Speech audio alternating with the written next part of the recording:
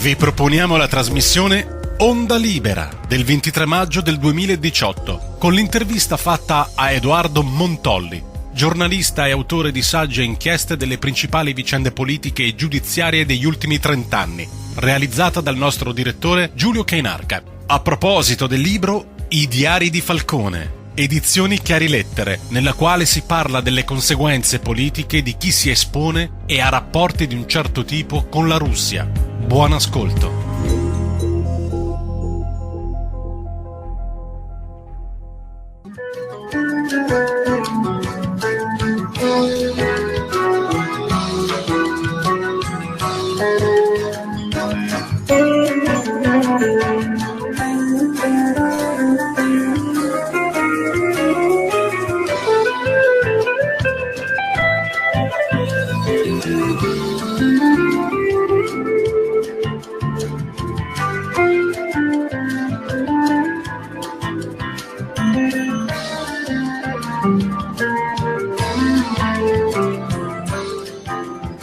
Buongiorno da Giulio Cainarca a tutti coloro che sono all'ascolto e bentrovati al nostro appuntamento con Onda Libera.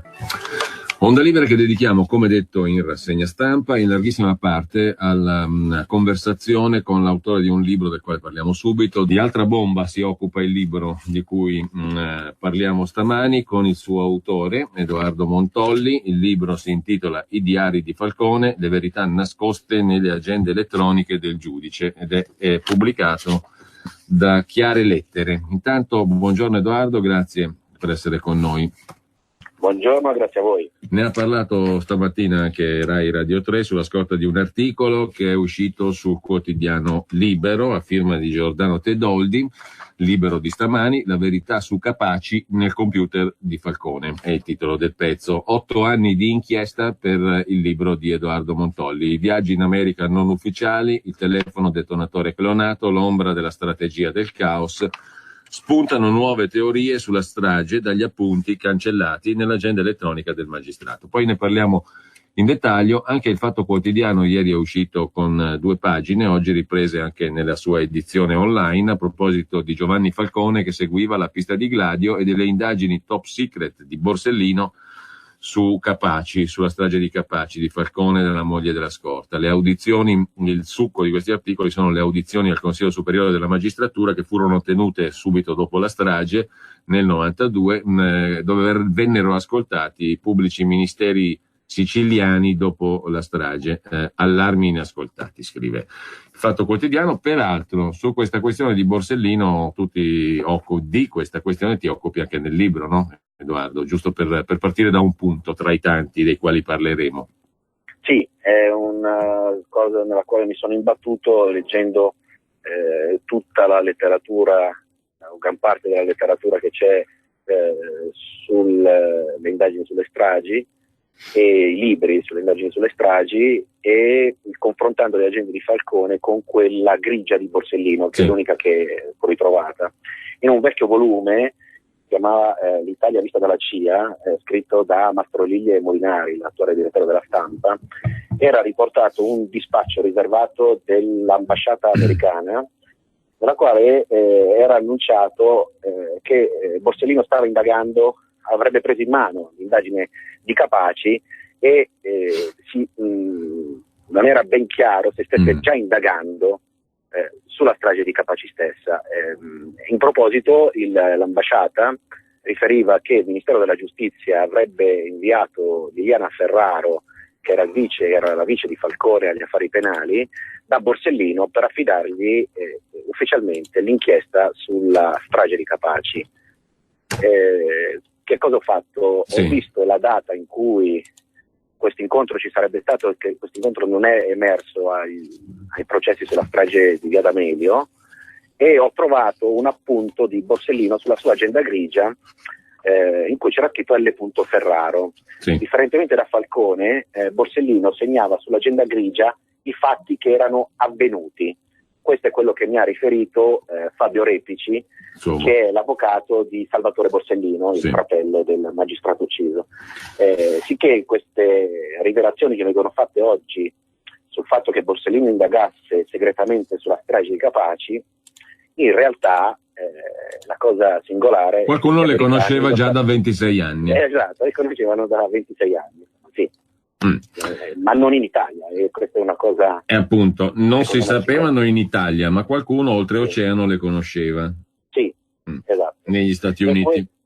Sì, questo ho parlato di questa vicenda per una ragione molto chiara, perché vado ad analizzare quella che era un'ipotesi investigativa iniziale da parte della polizia, in particolar modo del capo della mobile Arnaldo Barbera e del suo vice Gioacchino Genchi, sull'ipotesi che ci fosse una pista americana dietro la strage di Capaci.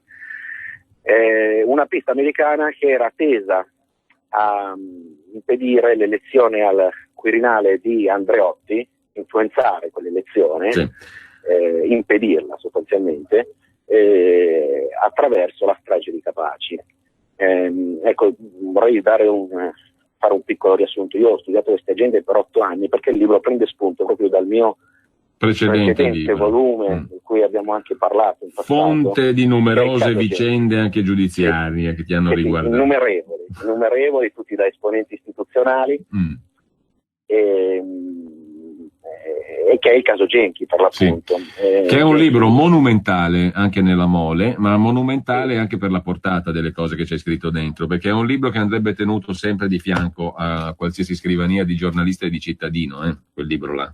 Beh, grazie. La questione parte proprio da lì, perché Genchi, che all'epoca era, quando scrissi il caso Genchi, era stato il consulente di Why Not, dell'indagine Why Not De Magistris, aveva una storia professionale che partiva da molto lontano, e in particolar modo fu lui a occuparsi insieme all'ingegnere Luciano Petrini delle consulenze sui databank, le agende elettroniche di Giovanni Falcone. Questa è una storia molto particolare perché una di queste due agende, una Casio. Allora, adesso Edoardo, adesso ci entriamo in dettaglio, no? Ti faccio raccontare per bene, perché è molto utile che lo sappiano anche coloro che ci stanno seguendo, la storia di queste due agende elettroniche tascabili o databank, no? Perché Falcone era molto appassionato di strumenti tecnologici che potevano essere utili al suo lavoro, e fu uno dei primi a utilizzare anche un altro strumento, proprio Genchi lo istruì, no? L'antesignano di internet, sostanzialmente. E queste due agende elettroniche ci dicono tante cose, anche soltanto partendo dall'ABC, da dove stavi partendo tu. Voglio citare solo brevemente l'articolo che ho nominato prima di Giordano Tedoldi oggi su Libero, perché posso condividere totalmente quello che Giordano scrive a proposito del tuo libro, relativamente al fatto che la strage di Capaci, oggi ricorre appunto l'anniversario, il giorno del 23 maggio come oggi, si è voluta ridimensionare, scrive Tedoldi, a una semplice vendetta della mafia nei confronti di quei giudici che le avevano dato dei duri colpi, come Falcone e Borsellino in primis. In realtà, senza fare dietrologia, possiamo dire che la strage di Capaci era l'epicentro di una strategia di destabilizzazione più ampia, e poi nel corso di questa conversazione capiremo il perché, però è proprio così, tu lo documenti in questo libro.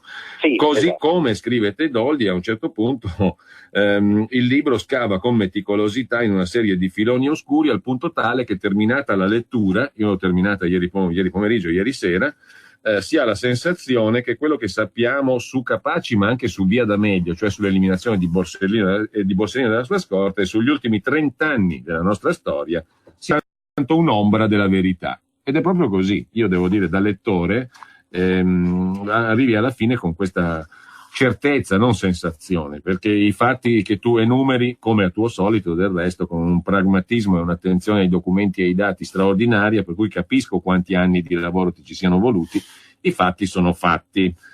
Questo a mo' di premessa. Sì, ecco, volevo sottolineare questo, che non ci sono teorie, io analizzo fatti, anche quando si parla di eventuali ipotesi cospirative. Io cito un documento del Pentagono, rivelato dal New York Times, che è stato confermato dal Pentagono. Ecco, questo era... E poi ne parliamo. Allora, partiamo dall'ABC, da dove giustamente stavi partendo tu, Edoardo. Due agende elettroniche tascabili, quelle di Giovanni Falcone, a suo tempo esaminate da Gioacchino Genchi, che tu incontrerai più tardi, l'ho incontrato anch'io, in relazione alle indagini appunto di De Magistris. Però la sua attività in quegli anni là, subito dopo la strage, fu orientata all'esame di quelle 2 agende elettroniche tascabili. Allora già le anomalie si impongono fin da questa partenza della storia, perché una memoria esterna è scomparsa per sempre di queste agende elettroniche. Dopodiché su una di queste agende sappiamo dell'esistenza certa di questa memoria perché l'aveva regalata Genchi a Falcone. Benissimo. Una di queste agende è stata misteriosamente cancellata, anche dopo che era stata dopo il sequestro, dopo essere stata sequestrata dagli inquirenti. E in maniera non accidentale, questo riporta la relazione. E qualcuno poi ha letto tutti i file sul computer al ministero e ci ha lasciato traccia una volta che erano stati già acquisiti, che era già stato eliminato Falcone, no? Dopo la morte di Falcone. Sì. Quindi queste agende elettroniche sono state manipolate, cancellate e via dicendo. Partiamo da qui, no? E dal lavoro che fanno Gioacchino Genchi, ma anche un'altra persona che io voglio citare, poi ci dici qualcosa tu, cioè l'ingegner Luciano Petrini, il quale lavora con Genchi a queste agende di Falcone. È stato ammazzato, mi sembra, è stato trovato col cranio fracassato, se non vado errato, mai stato preso il responsabile. Mai stato preso il responsabile, qualche giorno prima di essere ucciso gli era stato rubato il computer. Questa è l'unica cosa che si sa. Luciano Petrini lavorava per una società che si chiamava Microimage, che aveva svolto dei lavori per conto dei servizi segreti. Perfetto, e questo è un altro punto di domanda della storia. Nel libro per non allargare troppo il discorso. No, per carità, questo però è un altro fatto, diciamo così, che si aggiunge ai tanti fatti inquietanti di questa storia, no? Allora, indagini del 1992. Genchi prende in mano i contenuti di questi 2 databank e si comincia a delineare una storia fatta di punti di domanda, giusto? Sì, esattamente. Il primo nome che tu fai a questo proposito è quello di Tommaso Buscetta. Perché? Perché nell'agenda, allora partiamo da prima dell'agenda. Sì. 3 giorni dopo la strage, un ex magistrato italiano, Carlo Palermo, sostiene che Falcone, alla fine di aprile del 1992, a sua volta ha scampato a un attentato. Esatto. Si era diretto negli Stati Uniti per incontrare Tommaso Buscetta. Questa sua versione verrà poi confermata da altri autorevoli testimoni. In particolar modo, l'anno successivo, sarà confermata dal procuratore americano Charles Rose e da altre 2 persone, che poi saranno intervistate dalla trasmissione Il Rosso e il Nero di Santoro. Che cosa accade? Che nella agenda elettronica ritrovata cancellata di Falcone era appuntato, e al momento di tutte queste dichiarazioni nessuno poteva saperlo, era appuntato un viaggio a Washington da parte di Falcone dal 28 di aprile al 1 di maggio. Sì. Il Ministero della Giustizia però smentì sempre l'ipotesi di questo viaggio. Quali sono i fatti importanti? Che questo viaggio è stato smentito dal Ministero della Giustizia e successivamente dall'FBI, che hanno detto che Falcone non è venuto in quel periodo da noi. Sì. Tuttavia nessuno sa dire, ad oggi, che cosa fece Falcone, che era l'uomo più controllato d'Italia, in quei giorni in cui si sarebbe dovuto trovare a Washington. I suoi telefoni, all'epoca c'erano gli ETAX, non chiamarono e non ricevettero telefonate per quasi una settimana. Molto strano. Sì, perché gli ETAX all'epoca non prendevano all'estero. Sicché naturalmente c'era l'ipotesi che fosse effettivamente andato a Washington. Invece questa cosa è stata sempre smentita. Però la cosa singolare è che anche nei pubblici dibattimenti, quando il Ministero della Giustizia, l'esponente del Ministero della Giustizia ha detto che non era vero, nessuno ha saputo dire dove fosse. E questa è una cosa che mi è parsa assolutamente singolare, anche perché sull'altra agenda in realtà erano appuntati altri appuntamenti per quei giorni. Uno alla commissione disciplina, ma dato il caos che venne fuori su questa vicenda all'epoca, se fosse stata la commissione disciplina la notizia sarebbe venuta fuori subito. Certo. Scusate. Quindi, un'altra cosa è che lui, il giorno in cui si sarebbe dovuto trovare all'ambasciata inglese di Washington, all'ambasciata di Londra a Washington, risultava essere sull'altra agenda invece ad una cena con un testimone italiano, l'unica persona che avrebbe potuto confermarmi l'esistenza o meno di questo viaggio a Washington. Quando però io ho provato a contattare questa persona, ho fatto il nome di Falcone, mi ha chiuso il telefono immediatamente. Il motivo non lo so, come scrivo nel libro, però questo incontro eventuale con Buscetta è di rilevanza notevole, perché è assolutamente certo che sia Falcone che Borsellino volessero incontrare Buscetta dopo il delitto Lima, che era del 12 marzo. E questo perché? Perché nel mese di marzo una circolare ai prefetti fu diramata. Ecco, questo è un altro punto chiave del tuo libro, uno dei tanti punti chiave del tuo libro. Che cos'è questa circolare? Perché è importante? Cosa dice questa circolare prima delle stragi? Sì, questa circolare metteva in allarme il paese, quindi tutti i prefetti, sulla possibilità di attentati in Italia tra i mesi di marzo e i mesi di luglio. Attentati che poi si sono verificati con chirurgica precisione, perché il 12 marzo è stato ammazzato Salvo Lima, il 23 maggio è stato ammazzato Falcone e il 19 di luglio è stato ammazzato Paolo Borsellino.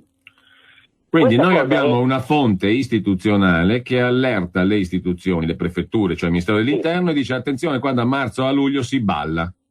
Sì, esatto, e questa è una cosa assolutamente singolare. La seconda cosa singolare è che questa informativa prendeva le mosse dalle dichiarazioni di un depistatore, e cioè Elio Ciolini, l'uomo che aveva depistato sulla strage di Bologna. Ora, un pataccaro, come tu scrivi, lo diceva Martelli, no? Il ministro Martelli. No? Sì, ma qual è la cosa singolare? Come mai un depistatore prende con chirurgica precisione una serie di attentati che si verificano esattamente nei mesi che ha detto lui, tra marzo e luglio? Io non lo so, però andando a rivedere la storia di questo Elio Ciolini, così si chiamava il depistatore, incappo in una interrogazione, un interrogatorio che gli viene fatto attraverso rogatori internazionali dall'autorità belga, e gli chiedono dove si trovava lei nel maggio del 91, cioè 3 mesi dopo essere stato condannato per calunnia a diversi anni di prigione per il depistaggio sulla strage di Via D'Amelio, della strage di Bologna, e lui dice sostanzialmente che si trovava e frequentava gli uffici NATO, Alleanza Atlantica. NATO. Ora la domanda è: ma per quale ragione uno che è stato condannato per calunnia, per il depistaggio sulla strage di Bologna, in quel periodo, 3 mesi dopo quella condanna, rischia così tanto per entrare con un passaporto falso all'interno delle strutture NATO? E poi è così facile per chiunque entrare nelle strutture della NATO? Ecco, questa è una delle cose singolari, una delle profezie singolari che mettono in collegamento le stragi con qualcuno che ha frequentato o che in qualche modo è collegato a strutture americane, statunitensi. Magari è una cosa verosimile, ma non vera, no? Nel senso che magari le due connessioni non c'entrano, però il fatto certo, acclarato, è che lui ha frequentato gli uffici della NATO e non si capisce né la ragione. E un altro soggetto, l'abbiamo già citato, poi dobbiamo fare una pausa, che avrà capacità predittive di previsioni straordinarie, è proprio Buscetta, che con l'America ha a che fare altro che se ha a che fare con gli Stati Uniti. Abbiamo però la necessità di fare una pausa, adesso poi di nuovo con noi Edoardo Montolli, il suo libro I diari di Falcone, edito da Chiare Lettere. Il personaggio più indimenticabile che abbia mai conosciuto. Era incastonata così profondamente nella mia coscienza che penso di aver creduto durante tutto il primo anno di scuola che ognuna delle insegnanti fosse mia madre sotto altre spoglie. Non appena suonava la campana dell'ultima ora di lezione, mi precipitavo a casa e mentre correvo mi domandavo se ce l'avrei fatta, almeno una volta, a raggiungere il nostro appartamento prima che lei fosse riuscita a trasformarsi di nuovo. Ma invariabilmente quando alla fine arrivavo, la trovavo sempre in cucina, già affaccendata a prepararmi il latte e i biscotti. Eppure quel prodigio di genialità, anziché indurmi a rinunciare a queste mie allucinazioni o illusioni ottiche che fossero, non faceva che aumentare sempre più il rispetto che provavo per i suoi straordinari poteri. E poi, comunque, Era sempre un sollievo non averla colta nel bel mezzo delle sue incarnazioni, anche se non smettevo mai di provare, di tentare. Sapevo che mio padre e mia sorella erano sempre del tutto inconsapevoli della reale natura di mia madre e le gravi conseguenze di un mio eventuale tradimento, che per quanto immaginavo mi sarebbero cadute addosso se fossi mai riuscito a coglierla in flagrante. Erano troppo grandi perché volessi accollarmele all'età di 5 anni. Allora, questo è Walter Zanardi che legge Il lamento di Portnoy, il più celebre, o tra i più celebri romanzi di Philip Roth, che è morto da poche ore, e racconta di un protagonista, Alexander Portnoy, appunto, che al suo psicanalista racconta la propria vita. Qui era l'inizio, proprio l'incipit del romanzo, nel quale il protagonista racconta di quando da bambino immaginava che addirittura a scuola tutte le insegnanti fossero sua madre, e incredibilmente, miracolosamente, quando torna a casa la trova già a casa che prepara appunto la colazione, il pranzo, eccetera. L'ossessione per la grande mamma tipica di buona parte della cultura ebraica. Questo in ricordo appunto a Philip Roth, del quale si occupano anche naturalmente le agenzie e i siti, vista che è scomparso stanotte. Intanto torniamo però a questo libro con Edoardo Montolli, al libro I diari di Falcone, le verità nascoste nelle agende elettroniche del giudice. Stavi raccontando, Edoardo, di Elio Ciolini, cioè questo personaggio molto ambiguo, un pataccaro lo definirà appunto Martelli, il depistatore della strage di Bologna, che però ha capacità predittive straordinariamente precise, circa quello che succederà nel 92 tra marzo e le stragi di Capaci e poi quella di Via D'Amelio, Borsellino e Falcone. E non è l'unico, diciamo prima. Adesso io tornerei invece al prologo del tuo libro, poi ci torniamo sopra però su questi personaggi con capacità predittive straordinarie, come l'altro che abbiamo citato, Tommaso Buscetta, un nome importante, no? Importantissimo nella storia della mafia e soprattutto nella storia di Falcone e dei pentiti. Nel prologo al tuo libro tu metti in luce un altro aspetto che lascia parecchi punti di domanda di questa storia. 23 maggio 1992. Chi sono gli uomini che, stando a quello che si sa, sono le menti operative e poi esecutive dell'attentato, della strage a Giovanni Falcone e a sua moglie alla Scorta?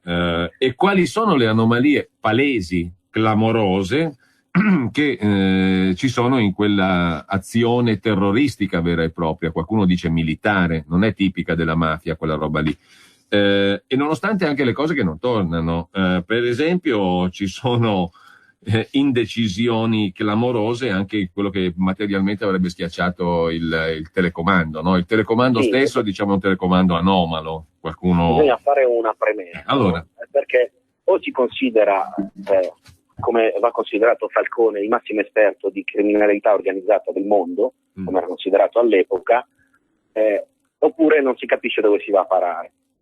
Cioè Falcone nel libro Cose di Cosa Nostra raccontava come avvenivano le stragi di mafia. Cioè lui diceva che sostanzialmente nelle stragi di Cosa Nostra partecipavano tutti i capi, perché era una questione di prestigio, accresceva il loro potere, e questo lo diceva il massimo esponente della lotta alla criminalità organizzata, che era Falcone. Nella strage di Capaci tutto questo non avviene affatto.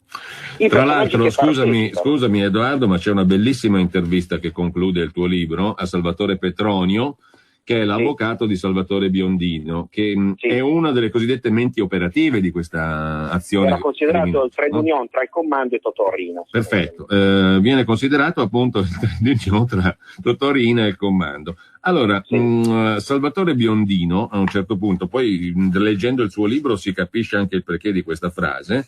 Salvatore Biondino lo racconta il suo avvocato a te che lo intervisti, dice a un certo momento siamo in un colloquio durante una pausa del primo processo di Caltanissetta per la strage appunto di Borsellino, e dice ma possibile che un attentato così importante l'abbiamo fatto noi 4 sprovveduti?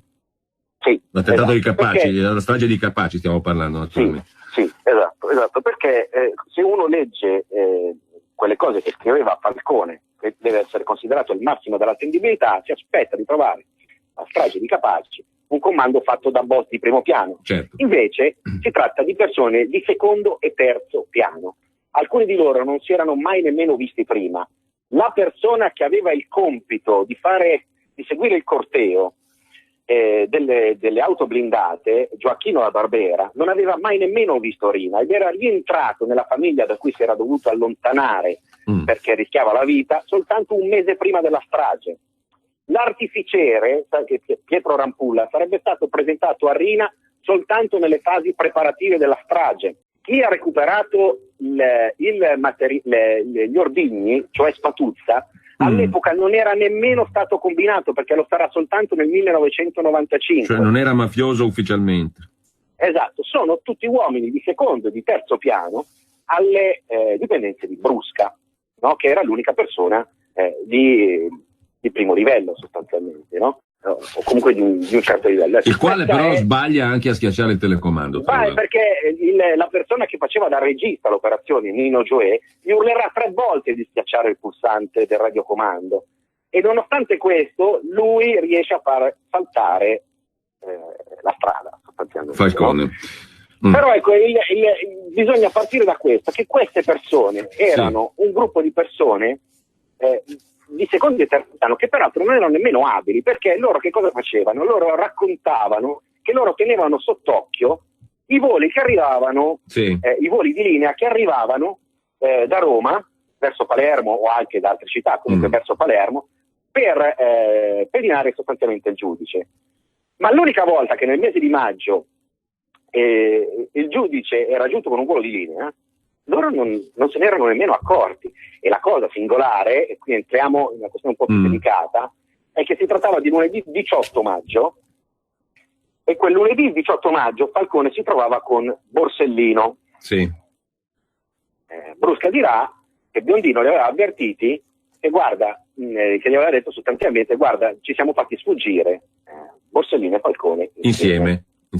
Ok. Ora, che cosa dicono sostanzialmente questi del comando? Tutti pentiti. Dicono che loro negli ultimi 15 giorni avevano pedinato l'autista che andava a prendere all'aeroporto Falcone nel momento in cui lui arrivava, scoprendo così che Falcone giungeva nell'isola di sabato. Sì. Facciamo che non siano 15 giorni, facciamo che siano 20, facciamo che sia un mese. Falcone negli ultimi 2 mesi non era mai sceso a Palermo di sabato e questo lo si evince dalle agende. Quindi Edoardo, era impossibile che questi mafiosi o attentatori potessero sapere che Falcone sarebbe arrivato sabato 23 maggio, giorno in cui salta per aria. Esattamente. Tra l'altro l'unica altra volta dopo del mese di maggio, dopo che loro avevano cominciato a pedinarlo, era arrivato lunedì 18 maggio e non se ne insieme a Borsellino e loro non se ne erano nemmeno accorti. Questo per dare lo spessore. E allora, ascoltale, giustamente tu poi ti poni la domanda. Allora, come potevano saperlo se era dimostrato che non lo sapevano? Punto primo. Sì, e com'è possibile che poi tutti sostengano la stessa versione? Agende, perché io guardo i viaggi di Falcone, tutti i viaggi che vengono riferiti da chi si occupava della sua sicurezza del SISDE, e tutti i viaggi non corrispondono a un viaggio verso Quindi, Palermo. Loro non potevano saperlo, ma incredibilmente l'hanno saputo. Sì, secondo, com'è possibile che tutti poi raccontino la stessa balla, la stessa versione? Sì. Questa è una cosa abbastanza singolare.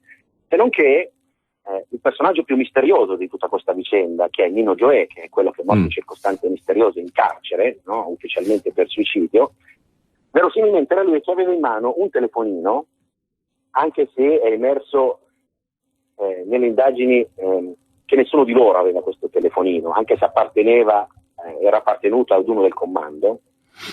Si può sostenere che potesse averlo in mano Gioè perché le telefonate, il circolo di telefonate sono riferite ai suoi familiari. C'è questo telefono particolare che ho detto era appartenuto ad uno del comando, ma che era stato cessato ufficialmente dopo una denuncia per furto da parte di uno del comando. Mi spiego?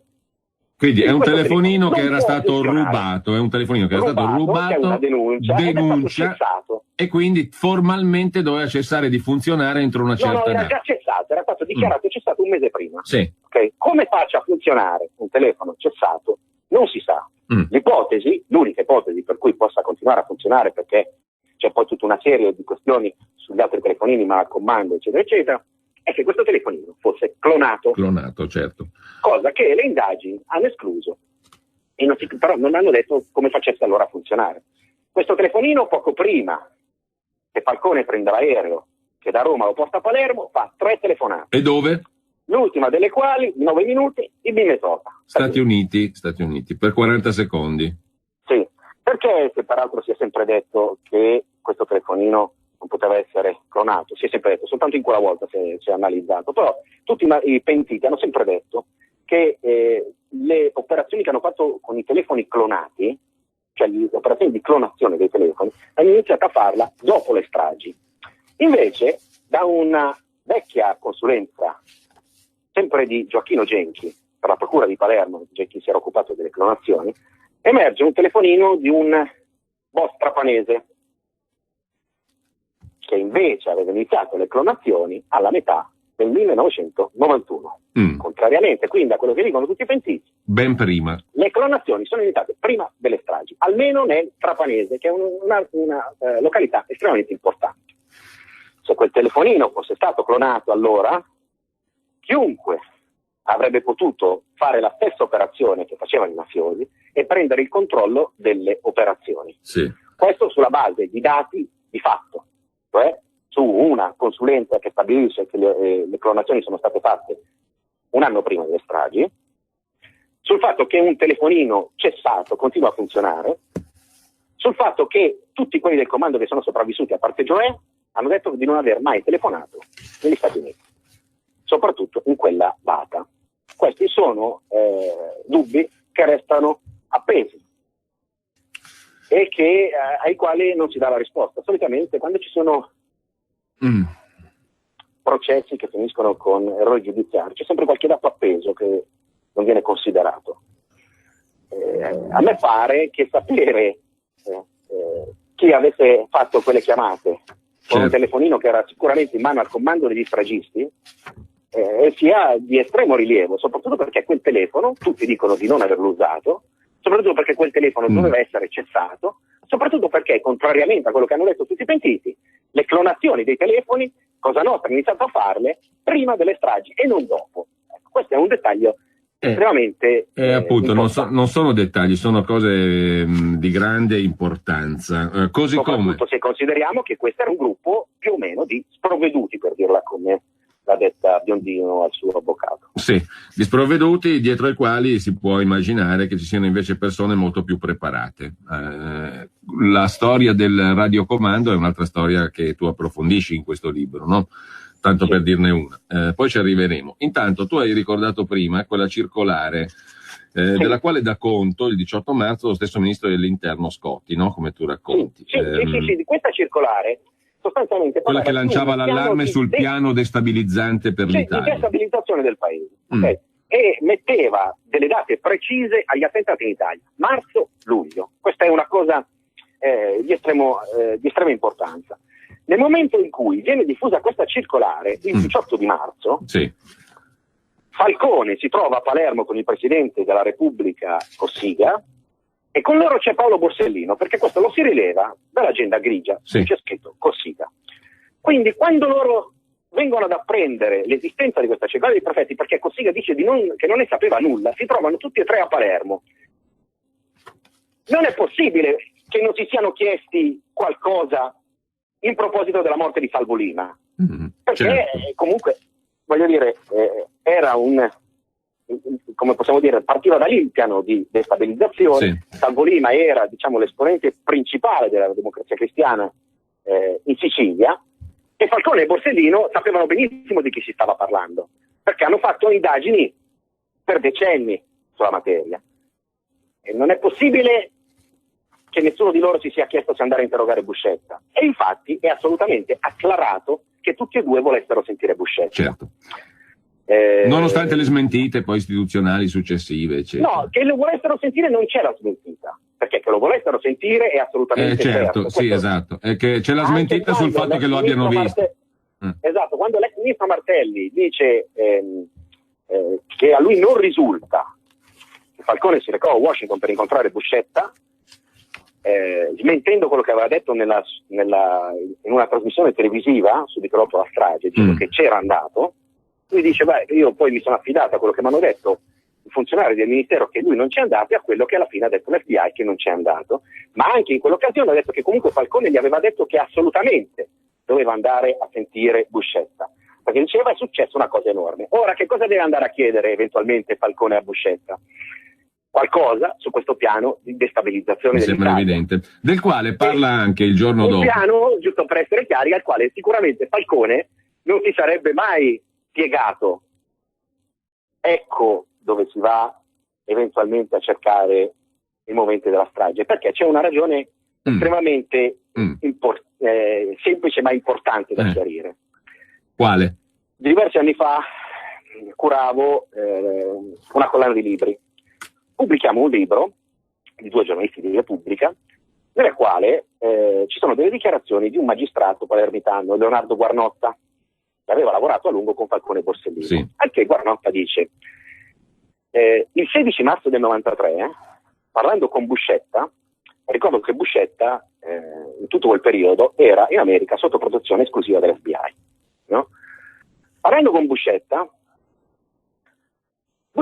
mi disse che, 16 marzo del 93, senza verbalizzarlo, mi disse che secondo lui le stragi sarebbero proseguite, e sarebbero proseguite non in Sicilia, ma sul continente. Sì, questa è una cosa, il patrimonio artistico italiano. Cosa incredibile questa che stai raccontando, che chi legge il libro dice fa un sobbalzo come l'ho fatto io, perché qua praticamente Buscetta dice, guardate, fa una previsione pazzesca, dice, tant'è vero che anche il magistrato dice: io sono rimasto stupito, cioè lui prevede che verrà colpito il patrimonio artistico italiano. Perfetto. Buscetta assente da 9 anni dall'Italia, fa questa previsione clamorosa, senza verbalizzarla, con una decisione che Cosa Nostra non ha mai preso prima. Il 16 marzo del 93. Qual è il punto assolutamente singolare? Che la decisione di continuare le stragi e di colpire addirittura il patrimonio artistico italiano è del 1° di aprile. Ora, com'è possibile che Buscetta potesse prevedere cosa facessero i suoi nemici, perché i corleonesi erano i suoi nemici, stando negli Stati Uniti da 9 anni sotto protezione dell'FBI, e senza conoscere alcuno di questi, cioè senza essere in rapporti con alcuno di questi stragisti? Che poi non è che lui lo sappia prima che l'abbiano deciso, perché peraltro c'erano 3 fazioni, e questo lo si rileva delle sentenze della Corte d'Assise di Firenze. C'erano 3 fazioni in Cosa Nostra che si dividevano, cioè c'erano gli interventisti che volevano proseguire le stragi, c'erano gli attendisti che dicevano di smettere, e poi c'era un gruppo mediano a cui faceva capo Provenzano, che aveva una posizione di mezzo, ok? Loro non si erano ancora messi d'accordo, e non solo non si erano messi d'accordo, ma sul piatto c'erano innumerevoli possibilità. Per esempio, Brusca voleva mettere delle siringhe infette sulle spiagge di Rimini, c'erano tutta una serie di attentati che volevano fare ai danni di esponenti istituzionali. Invece all'improvviso si decide di colpire il patrimonio artistico italiano, ma questa decisione è successiva a quello che dice Buscetta al magistrato Guarnotta. E questo... Ora, è vero che in Italia siamo abituati a credere a sedute spiritiche, previsioni, eccetera. Però questa è una cosa assolutamente singolare, che fa il paio anche perché Buscetta non ha detto una cosa che bene o male poteva anche essere razionale prevedere, dice una cosa assolutamente anomala. Nessuno ha mai immaginato che la mafia possa colpire Roma, Firenze, Milano, il patrimonio artistico, come è accaduto, quindi fa una previsione troppo precisa, non è normale, no? Questa è una cosa assolutamente curiosa. Ora, dove sta un altro fatto singolare? Che nelle audizioni al CSM del novembre del 91, dove Falcone era stato trascinato da parte di alcuni soggetti, Falcone parlò al CSM del fatto che un pentito, il più importante dei pentiti, che lui in cose di Cosa Nostra sostiene essere Buscetta, alla CSM non lo dice, ma dice il più importante dei pentiti, aveva iniziato a parlare dopo 3 anni. E lui intendeva accertare che cosa volessero dire le sue rivelazioni. Okay? E quindi l'ipotesi che questa persona sia Buscetta è tutt'altro che campata per aria. Perché? Perché abbiamo un documento, l'audizione al CSM, che riguarda Falcone. Ora, se Falcone fosse andato a sentire Buscetta e avesse avuto sentore di un piano di destabilizzazione dell'Italia, è di ogni evidenza che avrebbe cercato di scoprirlo. Certo. Questo è l'unico. È evidente, quindi è un dettaglio. Poteva diventare ingombrante questo Falcone qua, sì. Questo Falcone che indaga su questo punto. Ma non solo lui, perché, come ho detto, lunedì 18 maggio Falcone era sull'aereo con Borsellino. Se Falcone fosse partito venerdì 22 maggio da Roma per Palermo, anziché il 23, Cosa Nostra avrebbe avuto per 2 volte consecutive Falcone e Borsellino insieme, perché Falcone comunica a tutti gli altri, al Ministero, alla sua sicurezza, eccetera, eccetera, soltanto alla fine, che non partirà venerdì 22, mentre dall'agenda grigia, allo stesso orario, dall'agenda grigia di Borsellino, scopro che Borsellino è partito proprio venerdì 22 alle ore 19, quindi avrebbe dovuto prendere lo stesso aereo di Falcone. In 5 giorni potevano beccarli tutti e due volte. Quindi non è un'ipotesi peregrina il fatto che forse avrebbero dovuto ucciderli insieme. Per quale ragione Falcone peraltro comunica solo alla fine che sarebbe dovuto partire, che sarebbe partito il 23 anziché il 22? Perché invece c'è un testimone, che è un suo amico avvocato, Francesco Crescimanno, che dice che lui lo sapeva da 48 ore che sarebbe partito il sabato, non l'ha saputo all'ultimo. Perché allora lui l'ha comunicato all'ultimo? Di più, sull'agenda Sharp è appuntata la data di partenza del giudice il 23 di maggio. Cioè sabato. Se lui l'ha deciso la mattina, come ho detto, lui si segnava le cose che doveva fare in futuro. Se lui l'ha deciso la mattina del 23, perché lo non se lo scrive sull'agenda, non ha alcun senso. Quindi lui lo sapeva già che sarebbe partito il 23, ma l'ha comunicato a tutti soltanto la mattina del 23. Anche questo è un punto. Passo indietro, torniamo al 18 marzo, a quell'allarme sul piano destabilizzante del paese. Un parlamentare andreottiano della Democrazia Cristiana, lo squalo, Vittorio Sbardella, in un'intervista alla Stampa ad Augusto Minzolini, che esce il giorno dopo, 19 marzo, dice: siamo davanti a questo piano di destabilizzazione, c'è un attacco concentrico e dice Sbardella, c'è dietro a questo piano chi non vuole l'Europa, gli americani, insieme ad alcuni grandi gruppi industriali che non si sentono preparati a questo passo. La destabilizzazione serve a questo, gli americani non nascondono questa ostilità verso l'unità europea. Parole pesanti, quelle di Sbardella. Sì, e questo è per chiarire ancora una volta che quello che scrivo in questo libro non sono teorie mie o come possiamo dire, teorie cospirazioniste. Si aggrappano a precise documentazioni, a precise dichiarazioni. E le dichiarazioni di Sbardella non furono esattamente campate per aria, perché Sbardella fu sostanzialmente l'autore, come possiamo dire, il 99%, tutti dicono sia stato lui, lo dice lo stesso titolare dell'agenzia, di 2 lanci d'agenzia, dei dispacci d'agenzia, dell'Agenzia Repubblica, che nulla c'entra col quotidiano. L'Agenzia Repubblica è fondata da un giovane che si chiamava Lando Dell'Amico, che fu maestro di Nino Pecorello. Queste agenzie del 21 e del 22 maggio, mentre si era in corsa per l'elezione del Presidente della Repubblica, avvertivano che c'era l'ipotesi che potesse esserci un'altra vicenda come nel caso Moro, e cioè un bel botto esterno avrebbe finito per influenzare la corsa al Quirinale. Insomma, c'è tanta gente che aveva capacità di predizione. Tutte queste predizioni. Ora è Sbardella che sembra che sia stato l'autore. In un libro scritto da Lando Dell'Amico, lui specifica che sostanzialmente Sbardella gli aveva soltanto detto: lo sentirete questo botto, purtroppo lo sentirete. Ecco, questo è un altro dettaglio inquietante. L'ultimo dettaglio che da questo libro si evince che è di assoluto interesse, per me, insomma, comunque è una cosa che mi ha lasciato sorpreso, è che Lando Dell'Amico è sempre stato indicato da diversa stampa come uomo collegato ai servizi, mentre lui in questo libro chiarisce che lui ha scritto spesso contro il SIT, si era trovato anche in tribunale a discuterne, era aveva fatto delle cause, aveva fatto vedere che lui si era sempre trovato contro il SIS.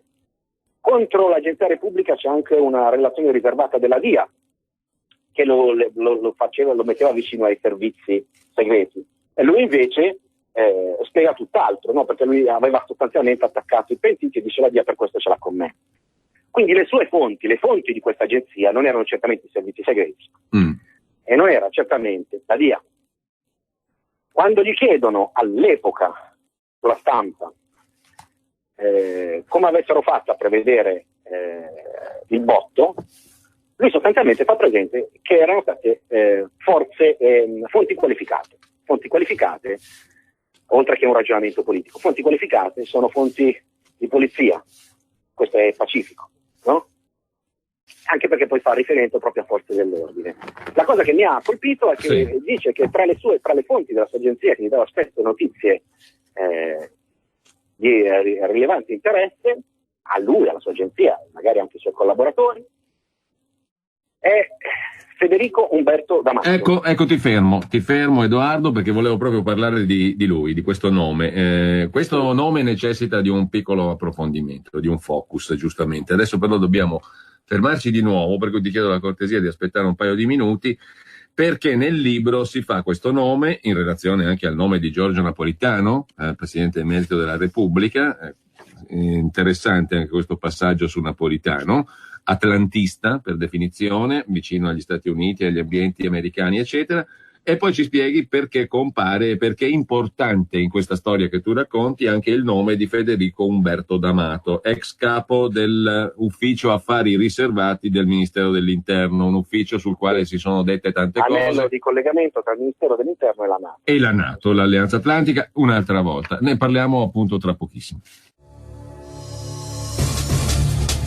Vi proponiamo la trasmissione Onda Libera del 23 maggio del 2018 con l'intervista fatta a Edoardo Montolli, giornalista e autore di sagge inchieste delle principali vicende politiche e giudiziarie degli ultimi 30 anni, realizzata dal nostro direttore Giulio Cainarca. A proposito del libro I diari di Falcone, edizioni Chiarilettere, nella quale si parla delle conseguenze politiche di chi si espone e ha rapporti di un certo tipo con la Russia. Buon ascolto.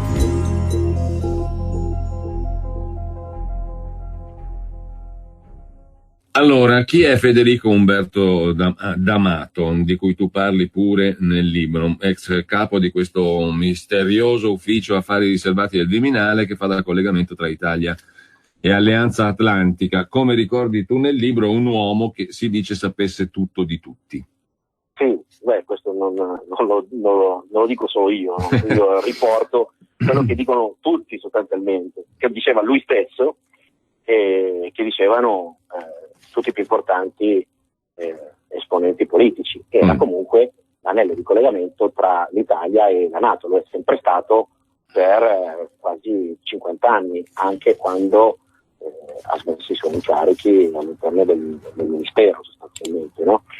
Ecco, il fatto che lui fosse una fonte dell'Agenzia Repubblica in questo contesto di profezie di persone vicine agli americani mi ha, come possiamo dire, suscitato curiosità e non potevo non citare questa cosa. Tra l'altro, scusami Edoardo, apro una parentesi, ma è anche la stessa persona che tiene curiosamente una rubrica gastronomica per l'Espresso.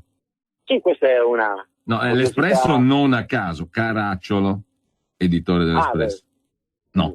Io su questo... Mi sto sbagliando, ho detto qualcosa di sbagliato, chiudo la parentesi. Io l'ho messo, come possiamo dire, perché era un fatto curioso, no? È molto curioso, anche a me mi incuriosisce. Una rubrica proprio sull'Espresso. Non allarghiamoci troppo, ecco, non allarghiamo. Ma era semplicemente una curiosità, vorrei evitare appunto...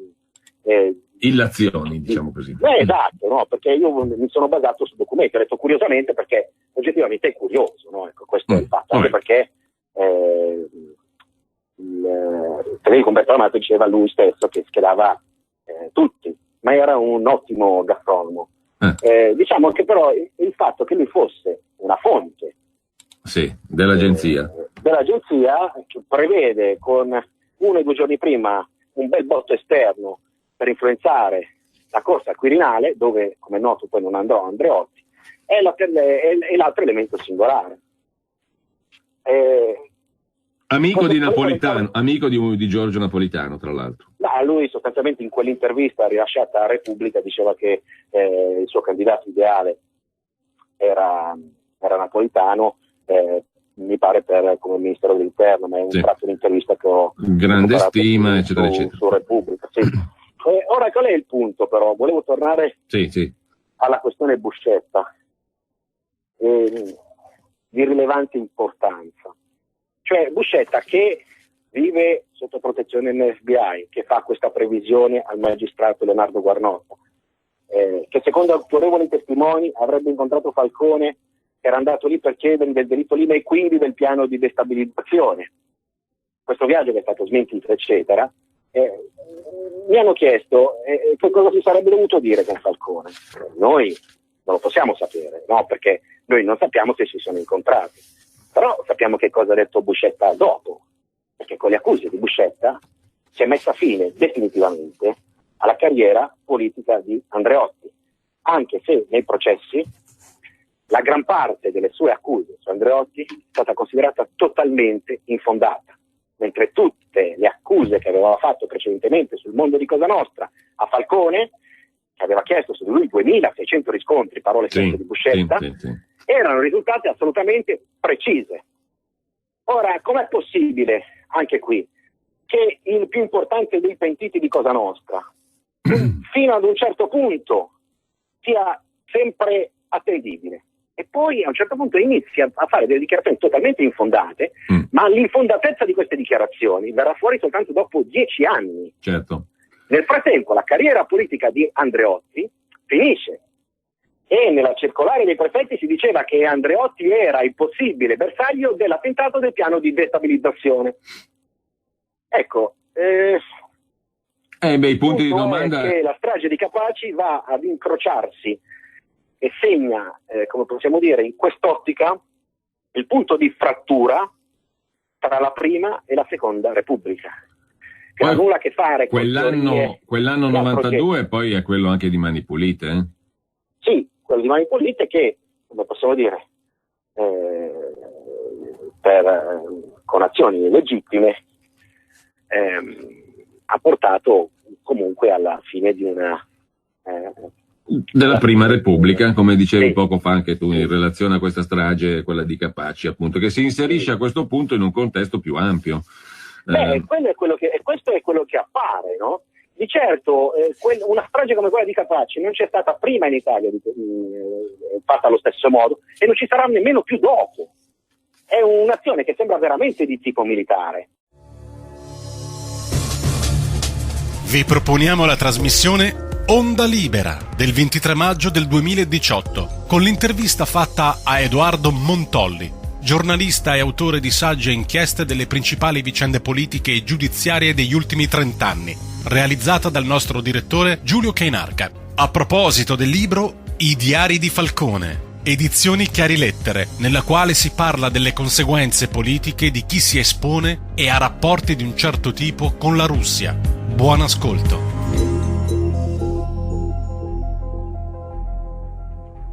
È un'azione di tipo militare fatta con una virulenza mostruosa, con una precisione perfetta da 4 spostamenti.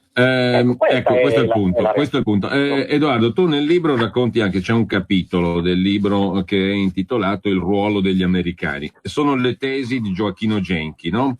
Che Gioacchino Genchi espone anzi in maniera molto chiara al processo Borsellino-Quater a Caltanissetta. Anche no? qua per documentare il fatto che non sono idee mie, io riporto quelle che era una pista investigativa della polizia fatta nelle aule di tribunale, sul ruolo, chi indagava. Sul ruolo degli Stati Uniti, degli americani. Tra l'altro Genchi esplicitamente dice e teme di essere stato isolato poi dal Ministero dell'Interno proprio dopo aver accettato la consulenza sulle agendine, sui diari di Falcone. Sì, no? Quando poi troverà la famosa agenda cancellata con il viaggio a Washington.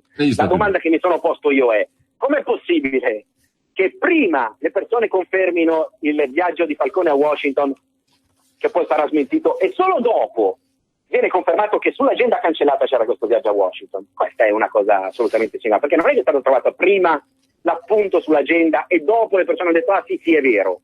Certo. Prima le persone hanno detto è andata a Washington e poi hanno trovato quell'appunto sull'agenda cancellata. Questo è il dettaglio estremamente importante, ma ce n'è un altro di dettaglio importante che ho scoperto rileggendo le due agende, riguardandole, che nel mese di marzo, quando c'è il delitto Lima, quando c'è la circolare ai prefetti, quando Falcone ha una serie di impegni istituzionali in Italia e in Europa, entrambe le agende di Falcone risultano completamente vuote. Non c'è un appuntamento. Tieni conto che su tutto il resto e su tutti gli altri appuntamenti sono di una precisione chirurgica quelle agende. Io trovavo un appunto e andavo sui giornali e ritrovavo l'evento, trovavo un appunto, andavo e era tutto confermato. Quindi lui le teneva, le custodiva gelosamente. La domanda è: com'è possibile che entrambe le agende nello stesso mese, cioè il mese in cui viene diffusa la circolare dei prefetti sul piano di destabilizzazione dell'Italia, entrambe le agende di Falcone fossero vuote? Usava un'agenda cartacea in quel mese? Non lo so, nessuno ne ha mai saputo niente. Ecco, questo dato è totalmente sconosciuto. È un'altra cosa clamorosa che tu documenti in questo libro. Sì, perché non è che si possono smagnetizzare, perché alcuni dicevano che le agende di Falcone si smagnetizzavano, no? Passando non è che si possono smagnetizzare solo in quel mese lì. Appunto. No? È un altro dato molto importante. Nella seconda parte del libro, Edoardo, gli ultimi 6 mesi di Giovanni Falcone, tu ci porti passo passo verso appunto la fine, e dove si affollano poi tutte le domande, partendo da ciò che ti racconta sempre Gioacchino Genchi, no? Tu riporti tra l'altro anche quello che poi racconta al processo al Borsellino Quater. Sì. Possiamo processare Andreotti, dice Genchi, possiamo processare Mannino, Martelli, Andò, salvo Andò, ministro socialista, tutti quelli con cui Falcone aveva rapporti, a tutti quelli con cui Falcone aveva rapporti, è andata male. Chi gli è finita meno ha avuto un'incriminazione per concorso esterno in associazione mafiosa, ma le frequentazioni di Falcone erano queste qui. Insomma, Genchi dice, guarda caso, e per lui non è un caso evidentemente, tutte le persone con cui Falcone aveva rapporti istituzionali, Andreotti, Mannino, Martelli, Andò, eccetera, se la sono passata male, poi giudiziariamente hanno avuto le loro traversie. È una constatazione, anche questa molto pesante. Ma è una constatazione fatta sulla scorta di quello che appariva nelle agende e nei tabulati telefonici di Falcone. Questa è una constatazione che fa Genchi e io riporto tale quale. Di certo c'è un fatto che per anni, per decenni non si è considerato. Allora, fermo restando la corsa alla memoria di Falcone, verso la quale si sono messe tutta una serie di persone e che io ho cercato di ricostruire nella realtà dei fatti in questo libro, raccontando chi frequentava davvero Falcone e chi no, c'è un fatto fondamentale. Nel momento in cui Falcone si sposta agli affari penali e stabilisce il criterio di rotazione dei magistrati della Cassazione, il maxi processo le sentenze di condanna del maxi processo diventano definitive ed è il più clamoroso colpo ai danni della storia di Cosa Nostra. E questo avviene all'interno della Prima Repubblica, quella che poi, come possiamo dire, sarà percepita, no, nell'umore popolare subito dopo la strage di Capaci, come possiamo dire, come l'ombra che poteva stare dietro la strage. In realtà si tratta di tutt'altro, perché proprio all'interno di quel sistema considerato malato, Falcone era riuscito ad ottenere il più grosso colpo ai danni di Cosa Nostra.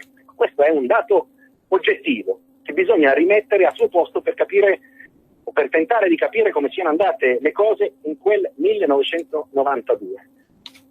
Perché è un dato che va assolutamente ricordato. Ecco, salto a un altro capitolo. Mi permetterai, Edoardo, di fare un po'... No, scusa, solo un dettaglio. Sì. No? In proposito di queste singolari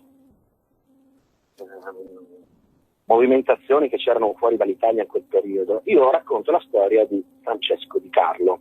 Sì. Francesco Di Carlo era cugino di secondo grado di Nino Gioè, il regista della strage di Capaci.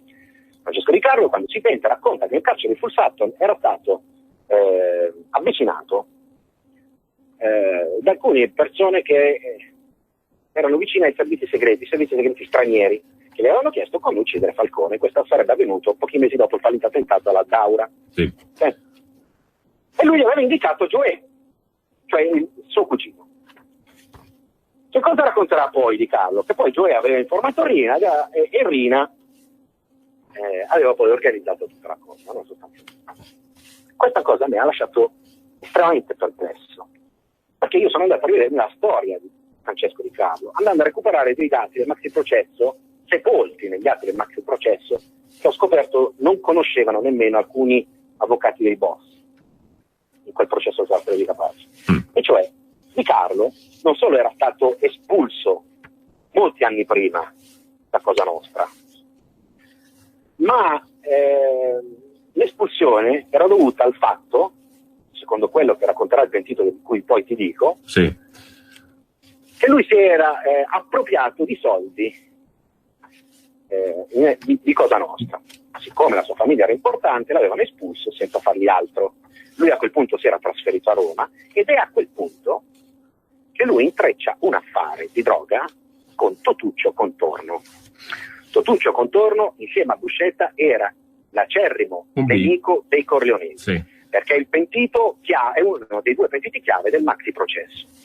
Ora, la domanda è: com'è possibile che Rina si fidasse di un contatto mandato da un corleonese espulso da Cosa Nostra e che successivamente doveva aver saputo che aveva intrecciato un affare con il loro peggior nemico? Per quale ragione Rina si sarebbe dovuto fidare di un contatto inviato da Di Carlo, visto che nello stesso periodo in cui Di Carlo intrecciava l'affare con Totuccio Contorno, l'acerrimo nemico dei Corleonesi, Spatuzza era andato a Roma a cercare i familiari di Contorno per sterminarli tutti? Per quale ragione Rina avrebbe dovuto fidarsi? È una cosa che non sta in piedi. La seconda domanda è: per quale ragione i servizi segreti stranieri vanno proprio da lui? Non possono non sapere, i servizi segreti, che Francesco Di Carlo è stato espulso da Cosa Nostra. Questa è un'altra domanda che io mi pongo e che non mi fa tornare nulla su questo attentato in mano ai boss di Cosa Nostra. Tra l'altro tu ricordi che Rina poi dirà, a proposito di Capaci, se era per me non se ne faceva niente. Sì, questa è...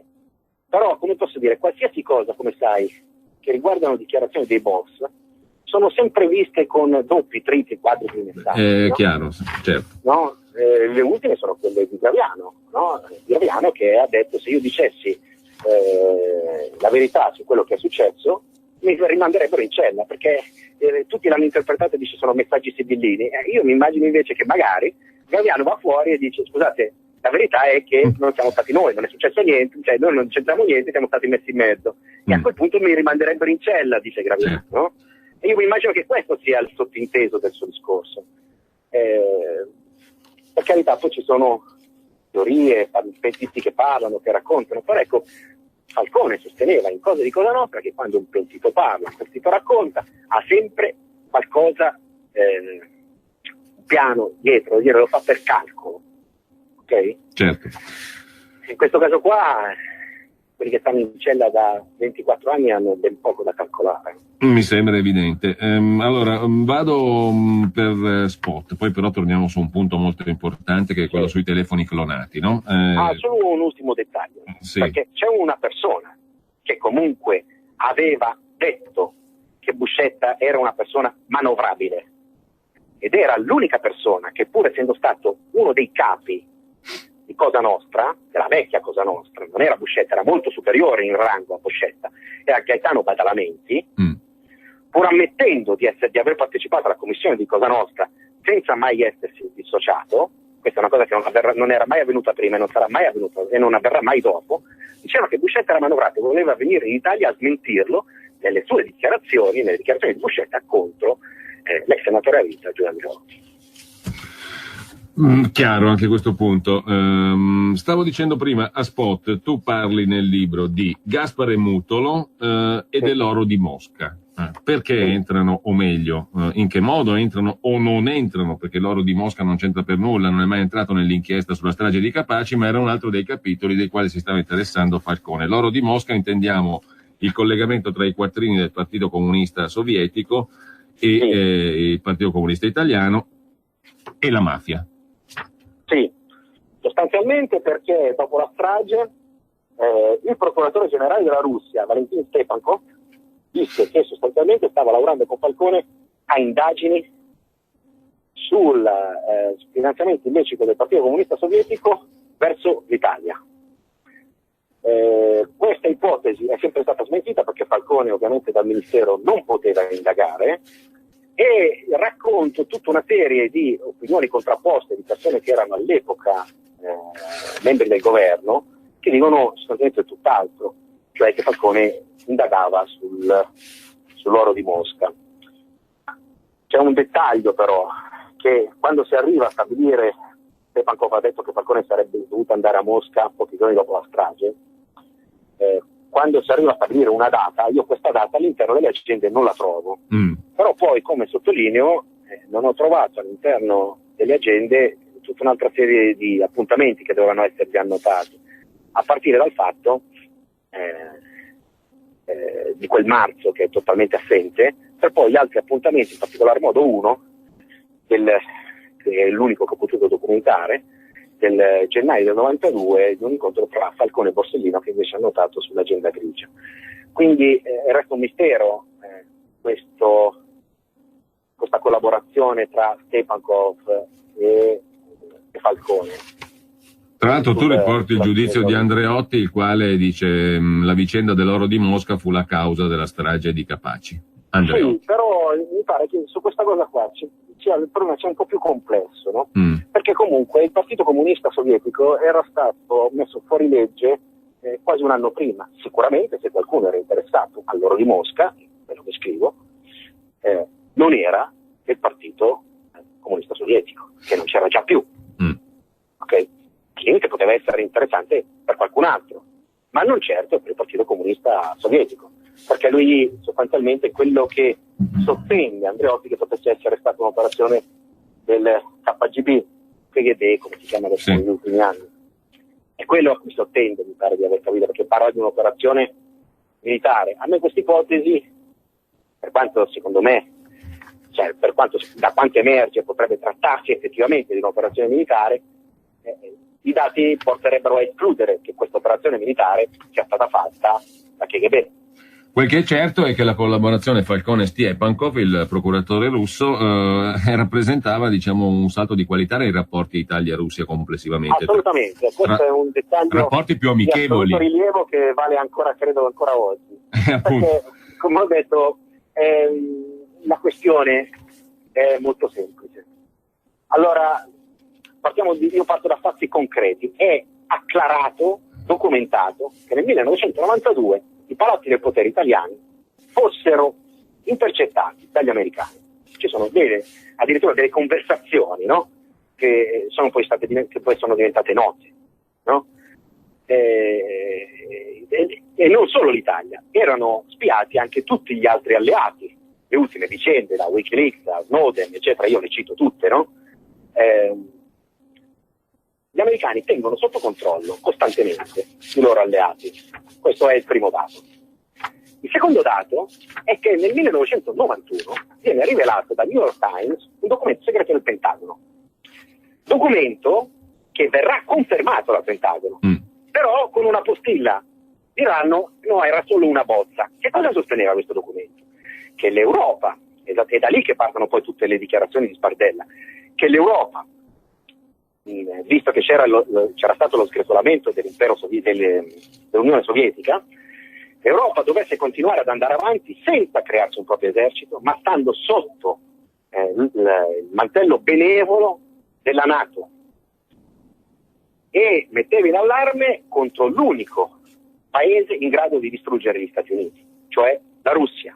Quindi bisognava evitare di allargarsi in apertura verso la Russia, cosa che invece l'Italia farà, perché proprio con la Russia erano stati aperti nel 1991 importantissimi canali commerciali e non solo. Quello che accade successivamente è che comunque l'abbiamo visto, no? È quello che sostanzialmente scrivono, cioè di fatto un'apertura politica e una politica anche filoara della parte di Andreotti, un'apertura politica verso la Russia, sarà in un modo o nell'altro, per coincidenza o per altro, la causa della fine di un'intera classe politica. È chiaro. Allora, abbiamo detto prima, lo ricordo brevemente, che Però ribadisco, è un documento ufficiale del Pentagono. Certo, e tu lo citi nel libro. Come sappiamo, le cose comunque sono andate esattamente come prevedeva quel documento negli anni successivi. Lasciamo perdere le stragi. Cioè che poi tutti siano rimasti sotto l'ombra benevola, diciamo, del mantello della NATO, che si faccia quello che dice la NATO, è assolutamente acclarato. L'ultima persona che ha avuto, come possiamo dire, rapporti ottimi con la Russia era stato Silvio Berlusconi. È finito male. Non è anche finita lui. Benissimo. Appunto, no, è finito male. Il novembre 2011 è finito male anche lui. Allora, e anche in quel caso è emerso che era stato spiato il suo governo dalla NSA. Anche questo è un dato ufficiale, non è una teoria cospirazionista, è ufficiale che gli americani avessero spiato il governo Berlusconi. Allora, brevissimamente, 23 maggio 92 salta in aria Falcone, la moglie la scorta. Il 28 aprile, dal 28 aprile al 1 maggio, nella sua agenda Casio, completamente cancellata in modo non accidentale, poi recuperata a Milano pagandosi la macchina. Gioacchino Genchi si deve pagare la macchina per andare a Milano. Un'altra cosa assolutamente fuori da ogni logica, no? Con un magistrato sotto scorta si deve affittare la macchina. Sì, deve pagarsi lui la macchina perché non gliela danno per andare a Milano a verificare, a recuperare i dati cancellati dell'agenda di Falcone, sulla quale sta indagando. Rimane il buco che dicevi prima, 28 aprile, 1 maggio, Falcone segna sull'agenda, una volta recuperati i dati, si legge che Roma-Washington, Stati Uniti, 19:30, ambasciata UK, Regno Unito, Gran Bretagna, festa, 30 aprile, Stati Uniti, USA, 1 maggio, USA. Sì. Benissimo, questi sono dati di fatto, no? Perché erano scritti nell'agenda di Falcone. Falcone doveva andare a vedere probabilmente Buscetta. Buscetta era uno manovrabile, lo dice il boss Gaetano Badalamenti. Con Badalamenti aveva preso contatti il maresciallo dei carabinieri Antonino Lombardo, che poi si ammazzerà dicendo: la chiave della mia delegittimazione è nei viaggi americani. Esattamente. No? Lo so che sembra, come possiamo dire, un thriller. Di fatto sono tutti documenti. Cioè, anche queste dichiarazioni di Lombardo sono appuntate, non sono frasi così. E Lombardo era la persona che aveva convinto Badalamenti a parlare. Questa è la realtà, e avvenire in Italia. Allora, sì, prego, no, ti dico solo che dobbiamo chiudere perché abbiamo 2 minuti. Sì, no? Se Badalamenti fosse venuto in Italia e avesse smentito totalmente Buscetta, forse la carriera politica di Andreotti, che è terminata, ricordo, su quello con una soluzione quasi totale, perché poi gli hanno dato una prescrizione per fatti avvenuti fino al 1980, no? Forse la vicenda sarebbe andata diversamente, però Badalamenti non venne mai a smentire, perché dopo la morte di Lombardo, a sera stessa, lui disse che non sarebbe più venuto in Italia. Allora, questo libro di Edoardo Montolli, poi ripeto i dati nell'editore, eccetera, è assolutamente da leggere, secondo me, dall'inizio alla fine, e da rileggere, perché adesso mi sto rendendo conto, riparlandone con te, che l'ho letto, ma me lo devo rileggere, lo devo rileggere con molta attenzione, compresa l'ultima intervista all'avvocato Salvatore Petronio, avvocato di Salvatore Biondino, considerato al processo sulla strage di Capaci il trade union tra Totò Riina e il comando stragista. Ebbene, l'ultima questione che io ti voglio porre, tra tantissime di cui potremo ancora parlare, perché è un libro di 250 pagine circa, 247 quello che è, pieno di dati. Qui non c'è nessuna costruzione ardita, ipotesi. Sì, ecco, questa è una cosa che tengo a sottolineare. Ci sono documenti ufficiali, esatto, no? C'è anche l'ipotesi di quello che sarebbe dovuto accadere in Europa. Non è un'ipotesi mia, certo. È un documento del Pentagono confermato dal Pentagono. Non è complottismo, qua ci sono tutti dati e documenti, e questa è la forza straordinaria di questo libro, e anche il motivo della sua densità, del suo peso, lo dico in senso buono, perché è un libro pesante questo qui, che però si legge, diciamo, con una efficacia, con una utilità per noi cittadini straordinaria. Ecco, l'ultima cosa che ti voglio chiedere, e la semplifico un po', la rendo un po' grossolana, è questa qui. A un certo momento, leggendo il tuo libro, io mi sono detto, ma insomma, anche in base al discorso dei telefoni clonati, questi 4, come si dice, come dice Biondino, questi 4 sprovveduti che fanno la strage, insomma, sembrano veramente manovrati da fuori. Questa ipotesi si affaccia in relazione al fatto che i telefoni sono clonati. Vuoi spendere 2 parole su questo aspetto dei telefoni clonati? L'hai accennato prima. No, ma io su questa cosa qua, anche qua, io riprendo delle dichiarazioni fatte in aula da Genchi, no? Dove sostanzialmente Genchi dice che Brusca forse pensava. No, perché a un certo punto, scusami Edoardo, a un certo punto viene fuori esplicitamente questa considerazione. Sulla base dell'analisi tecnica di Genchi si può dire che si era in grado di clonare i telefoni in modo tale da far apparire coinvolto chiunque. Cioè io potevo decidere di fare... Perfetto. Quindi questo è mica roba da poco. Quella è diciamo la base delle clonazioni. Le clonazioni venivano svolte all'epoca da Cosa Nostra per commettere reati impunemente, perché poi quando succedeva il fatto non era il loro telefono che andavano in era il telefono di un altro, del quale loro si erano impadroniti del numero. Tieni conto che poi Joe e la Barbera verranno trovati in possesso di alcuni telefoni attivati, quelli sì, che iniziano comunque a chiamare dopo le stragi, però la cosa singolare è che Joe clonava, la Barbera clonava un telefono che apparteneva alla blacklist dei telefoni rubati, quindi lui riesce comunque a chiamare clonando un telefono che è rubato. Quello di Joe invece clona un numero non ancora assegnato. Come sia possibile una cosa di questo genere non lo so, però Genchi mi raccontò nel libro il caso Genchi che si scoprì che in quella sede della team dove era stata fatta l'attivazione del telefono c'era una copertura dei servizi. Questo è quanto ne ha dichiarato lui nel caso Genchi. Di fatto invece sul telefono lo 0337 che viene ritrovato, cioè che fa quelle chiamate ed è in mano al comando degli stragisti il giorno della strage di Capaci, non si sa nulla, perché si sa che sicuramente era stato rubato, che c'era una denuncia per furto, che sicuramente era stato cessato, che sicuramente nessuno degli stragisti utilizzò per telefonare negli Stati Uniti e che comunque quel telefono funziona per quanto ci siano tutte queste anomalie. L'ipotesi che fa l'avvocato Petroni evidentemente è che quel telefono fosse clonato. Se fosse stato clonato, allora chiunque avrebbe potuto far pensare ai mafiosi che stavano compiendo la strage avrebbe potuto compiere la strage a posto loro.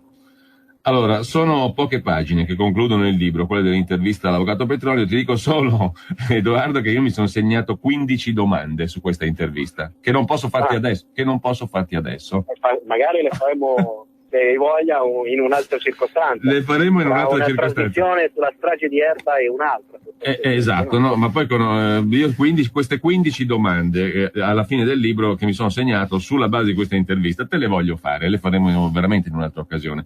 Intanto ricordo, a beneficio di chi ci ascolta, che abbiamo parlato con l'autore, con Edoardo Montolli, del libro I diari di Falcone, le verità nascoste nelle agende elettroniche del giudice, edito da Chiare Lettere. Per il momento, Edoardo, io ti ringrazio, perché da cittadino ti devo ringraziare, perché c'è bisogno di cronisti così puntigliosi come te. È un mestiere che fanno in pochi ormai, diciamo la verità, non lo fanno in tantissimi. Comunque, con questo puntiglio straordinario, e ripeto, è tutto un libro di documenti, di fatti, non di elucubrazioni teoriche, di ipotesi. Sì, è un po' come quando anche tu te ne sei occupato notevolmente, appunto facevo riferimento alla strage di Erba. La strage di Erba, no?